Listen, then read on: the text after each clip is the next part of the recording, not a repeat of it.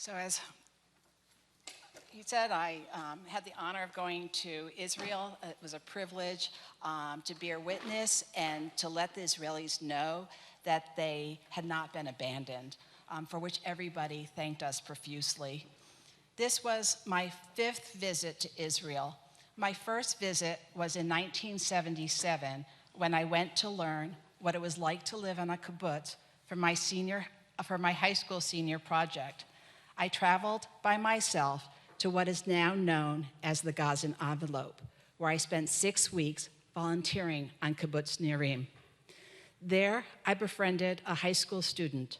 I would visit her just 2 miles up the road at Kibbutz Nir Oz, where she attended school and slept during the week. Like Nirim, Nir Oz is an agricultural community, and it's the home of a 40-acre botanical garden that was established in 1960 for the purpose of adapting plants to bloom in the desert. It has over 900 varieties of plants, and it had been spectacular.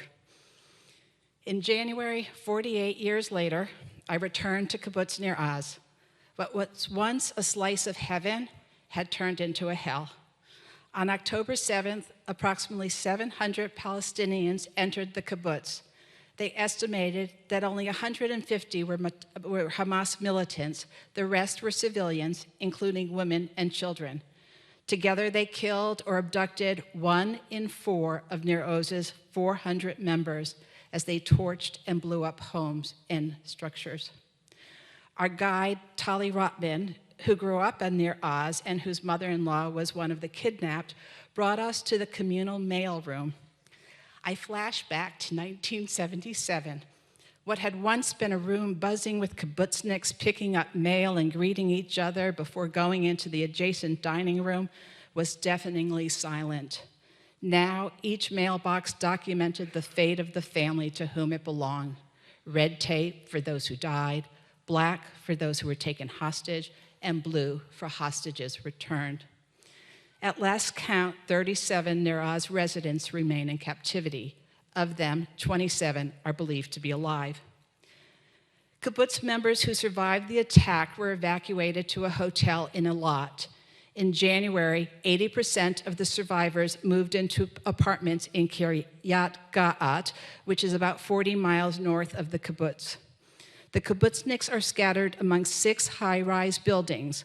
Although beautiful, and they are grateful, it is a significant change from Nir Oz's large open spaces and 1-story homes situated within the lush greenery of the botanical garden. Refugees in their own country, they face many challenges, including an existential threat to their community. A kibbutz is more than where people live. Kibbutzniks have a communal way of life, almost like living at camp full-time. In Kiryat Gat, there's no place for them to congregate. And so community unity is a major challenge, and the community, of course, builds their resilience. And so a friend from Nirim, who's going through a very similar thing, but they're living in Beersheba now, says that she doesn't seek revenge against the people of Gaza, and her heart, as do all of ours, break for the horrors that are happening to the innocent there.